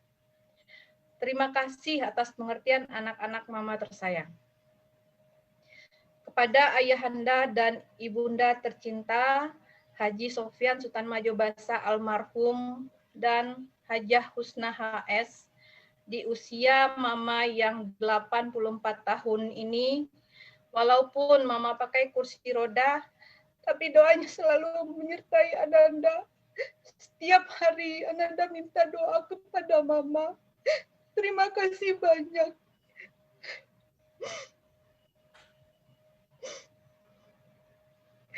Doa dan restu mama setiap hari mengiringi Ananda sampai pada hari ini.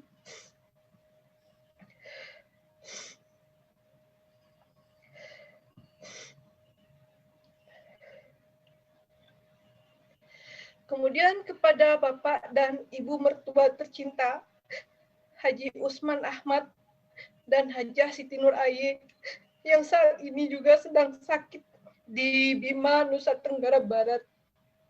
Pertanyaan-pertanyaan beliau tentang kapan saya selesai dan doa-doanya selalu membuat Ananda bersemangat untuk menyelesaikan studi ini.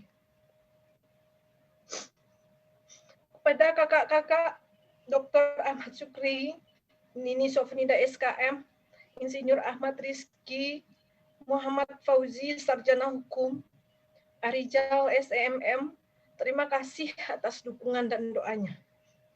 Kepada kedua adik ipar, Insinyur Hidayat Usman dan Insinyur Muhammad Usni Usman, terima kasih atas semua dukungan dan doanya. Kemudian kepada Bapak dan Ibu pimpinan di lingkungan Universitas Trisakti dan Fakultas Ekonomi, pada Bapak Profesor Dr. Ali Gufron Mukti, MSc PSD selaku Rektor Universitas Trisakti. Kemudian kepada Ibu Yolanda Mas Nita MM, selaku Dekan FEB Universitas Trisakti saat ini yang telah memberikan segala kemudahan bagi saya untuk bisa menyelesaikan kuliah di UI. Kemudian kepada Bapak Profesor Bambang Sudaryono, AK MBA, selalu Dekan FEB periode 1995-2020, yang mendukung sepenuhnya saya mengambil S3 di PPIE UI, dengan harapan dosen-dosen FEB Usakti memiliki latar belakang dan variasi keilmuan dari berbagai perguruan tinggi yang berbeda. Terima kasih atas dukungannya, baik secara institusi maupun yang bersifat pribadi. Tidak lupa kepada seluruh staf akademik yang selalu memberikan pelayanan yang terbaik dari apa yang saya harapkan.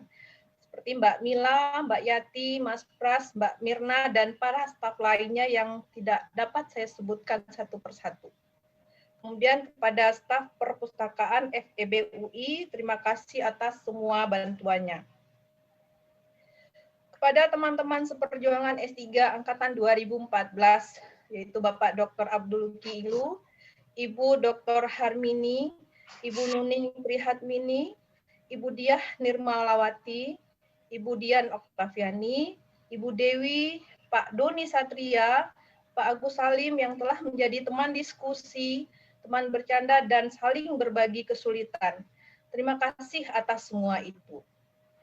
Kemudian terima kasih yang sebesar-besarnya saya ucapkan kepada hadirin, Bapak Ibu dosen FEB Usakti yang tidak bisa saya sebutkan satu persatu, yang selalu memberikan dukungan dan ingin melihat saya tamat di S3 PPIE UI ini. Dan kepada semua pihak yang telah membantu saya, baik moral maupun material yang tidak bisa saya sebutkan satu persatu di sini, saya ucapkan banyak terima kasih. Akhir kata, saya berdoa kepada Bapak Ibu agar kita semua selalu sehat, berkah, dan semua yang kita lakukan ini adalah bagian daripada ibadah kepada Allah Subhanahu wa Ta'ala. Lebih kurangnya saya mohon maaf. Terima kasih sekali lagi. Assalamualaikum warahmatullahi wabarakatuh. Waalaikumsalam warahmatullahi wabarakatuh. Hadirin yang saya hormati,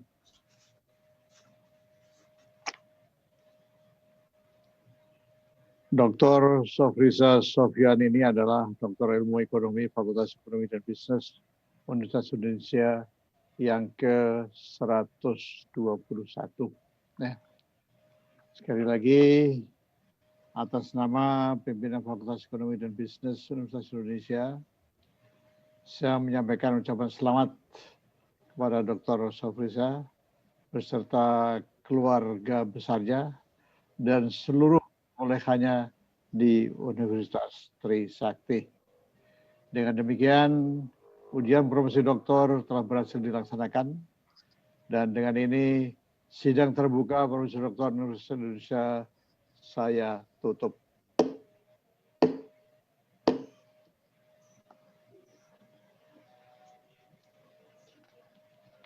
Dengan demikian, sidang promosi doktor di Universitas Indonesia telah selesai. Kami persilakan pembimbing dan penguji untuk mengucapkan selamat pada Dr. Syafriza Sofyan. Yang pertama, kami persilakan kepada Ketua Sidang sekaligus Ketua Penguji, Profesor Nahrawi Jalal Nahrawi PSD, untuk memberikan ucapan selamat. Selamat Syafriza. Selanjutnya, kami mohon Ibu Diah Widyawati PSD dapat memberikan ucapan selamat. Selamat Ibu Sofriza, sukses ke depannya. Terima kasih Ibu. Selanjutnya, kepada Bapak I Dewa Gede Karma Wisana PhD, kami persilakan untuk memberikan ucapan selamat. Selamat, Saudara Sofriza. Selamat bertugas ya di tempat berikutnya. Sekali lagi selamat. Terima kasih. Terima kasih, Pak. Selanjutnya kepada Bapak Turo X Wongkaren PhD, kami persilakan untuk memberikan ucapan selamat. Selamat kepada Bu Sofriza. Ingat bahwa ini bukan akhir dari karir akademik. Ini sebaliknya merupakan awal dari karir akademik Anda di masa depan. Selamat. Terima kasih, Bapak. Selanjutnya kepada Bapak Dr. Edi Prio Pambudi, kami persilakan untuk memberikan ucapan selamat. Selamat Dr. Sofriza, semoga dokter terus menimba dan mengamalkan ilmu yang sudah diperoleh. Terima kasih, Pak. Selanjutnya kepada Bapak Dr. Iskandar Simorangkir, kami persilakan untuk memberikan ucapan selamat. Selamat ya Sofriza, no hard feeling ya, saya membimbing kamu tuh untuk kebaikan kamu supaya kamu lebih baik ya, jadi jangan ada sakit hati. Selamat sekali lagi. Terima kasih Bapak. Kepada Bapak Dr. Mahyus Ekananda, kami persilahkan untuk memberikan ucapan selamat. Selamat Sofriza atas pencapaian ini. Selamat bekerja dengan kualifikasi yang baru. Jangan berhenti meneliti dan segera masuk grup lulusan S3 PPUI. Segera masuk nanti ya. Dan yang terakhir kepada Bapak Profesor Anwar Nasution, PhD, kami persilakan untuk memberikan ucapan selamat. Ketua Sidang, tim promotor, dan tim penguji sudah dapat meninggalkan ruang promosi. Namun jika berkenan, tetap dapat tinggal bersama untuk ramah tamah dengan para tamu. Akhir kata, kami ucapkan selamat sore dan terima kasih untuk Bapak dan Ibu yang sudah dapat meluangkan waktunya untuk dapat menghadiri secara online ujian promosi doktor Fakultas Ekonomi dan Bisnis Universitas Indonesia. Kami berikan waktu 15 menit bagi para tamu untuk memberikan ucapan selamat kepada dokter baru. Untuk itu, kami persilakan Bapak Ibu agar dapat menyalakan kamera dan audionya. Terima kasih. Ruang sidang akan ditutup secara otomatis dalam 15 menit ke depan. Terima kasih Ibu Dia, Prof. Anwar, Pak Narawi, Pak Mayus. Ya. Jadi Ya, sama-sama Pak Terima kasih buat bantuannya juga. Ya. Terima kasih Pak Turo yang sering ketemu nih. Sama-sama. Terima kasih banyak nih. Pamit. Selamat. Terima kasih. Iza, selamat. Terima kasih Bu Ayu. Bu Sofriza, selamat. Bu Sofriza, selamat ya Bu. Bu Sofriza, selamat. Selamat Ibu, sukses. Selamat. Sofriza, selamat Bu Sofriza. Selamat Ika ya, selamat. Selamat ya. Lalu. Bisa angkanya dinaikin ya. Makanya kalau seandainya Iya, Selamat ya Ija. Iza, ditunggu selamatannya di lantai 7. Hari ini. Betul. Ibu. Insya Allah yang terbaik Selamat hari ini. Tia, selamat. Mama Ija, selamat. Ibu. Selamat Tia, selamat. Selamat ya. Bu Ida dan Pak Bastian. Selamat semuanya. Sudah. Selamat Pak Baktiar. Lengkap. Ya, Pak Irwanto, makasih. Pak Baktiar, selamat. Selamat Pak Baktiar. Ya, terima kasih. Kembar mana kembar? Selamat kembar, namanya udah ada di dalam tuh. Ini kembarnya. Mana kembarnya? Selamat ya Pak Baktiar ya. Pak Baktiar. Alhamdulillah. Ternyata benar mamanya kuliah ya. Bu Dini, selamat sayang. Alhamdulillah selamat. Mama, alhamdulillah Mama. Ya. Alhamdulillah sayang. Assalamualaikum, izin pamit. Izin live ya Iza, selamat. Terima kasih. Pamit. Ditunggu syukurannya. Selamat Ibu, izin Iza, selamat ya Mbak Iza. Selamat ya. Selamat ya Bu Iza. Selamat Dokter Iza. Bu Iza, selamat ya. Sukses selalu. Izin live ya. Dibukain. Iya, izin live. Ya. Terima kasih banyak.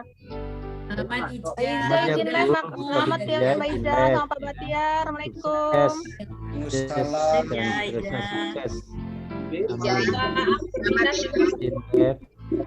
Selamat Bu Sofrija, sukses selalu. Terima kasih Uni Ida, Uni Asmi. Selamat Uni. Sukses ya.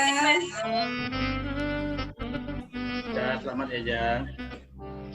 Eje, selamat ya Eje. Ya, Ada videonya nggak bisa dibuka. videonya nggak bisa dibuka. Selamat selalu. Selamat ya. Selamat ya. Ya, Bu Astri, terima kasih.